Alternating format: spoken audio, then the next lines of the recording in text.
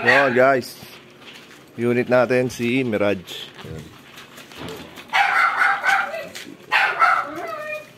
2 months pa lang pero busted na yung ilaw. Na-busted yung ilaw. Kaya papalitan natin yan.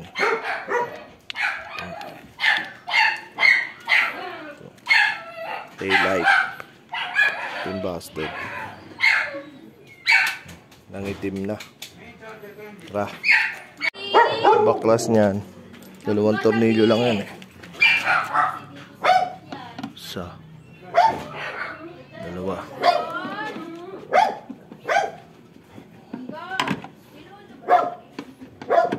Walang yun.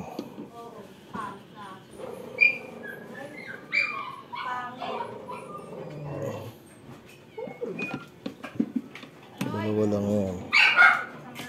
Yan. Yan. Ayun. Isa. 2. Pause. Hilahin nyo lang yan. May clip yan eh. Huli na. Hila lang pag gano'n. Yan. Ayun. Binaktas ko na to kanina, no? Kasi tinanggal natin yung lumang bulb. Dati lalagay. Okay, ingat. Dati lalagay yan. Binaklas ko na yan eh. So yan. Lagay natin dito. So sa pagkabit, ganyan lang din. Meron naman pattern yan. Tulak lang konti, pihit. Pihitin mo lang yan.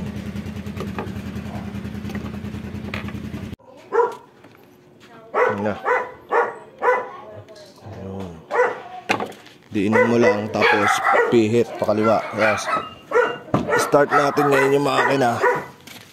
Tingnan natin kung buhay na siya kasi nasira yun. 2 buwan pa lang to.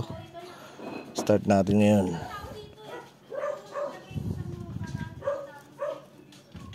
Ayun din oh. Pwede pala. Pwede pala yun.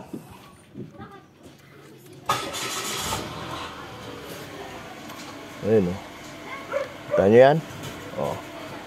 Problem solved. Problem solved na si Mirage natin, no? 2 buwan pa lang, bumigay na yung taillight. Ewan ko, baka mamaya nabasa. Okay guys, good. Good. Ganun lang, kapag namatay yung isang taillight, check nyo muna bago nyo dalhin sa pagawaan kasi mahal yan. Kung busted lang yung taillight, palitan nyo na lang, madali lang. Ayan, sa pagbalik, may pin yan. Ayan o, dito. Yan, makikita nyo naman yan. Mirage G4 2023, 24. Kasama pa si Roger eh. Ayun, umilaw na, problem solved na. Na-busted lang. Kaysa magpagawa kayo, bayad agad kayo dyan kahit may warranty pa yan. Kasi magpapalagay-replace sila ng accessories or gamit eh.